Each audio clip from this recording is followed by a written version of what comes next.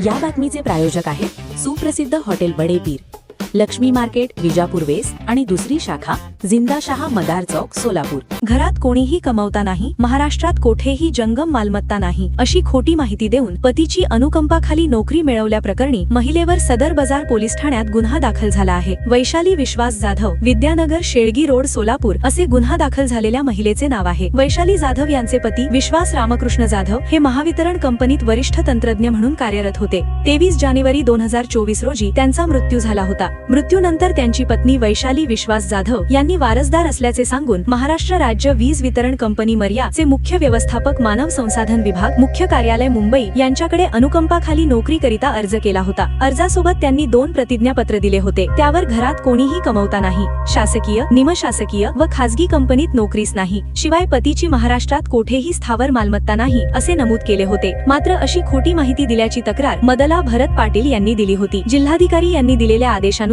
खोटी माहिती दिल्याप्रकरणी वैशाली जाधव यांच्यावर गुन्हा दाखल झाला। ताज्या घडामोडीसाठी पाहत रहा लोकराज्य न्यूज मराठी।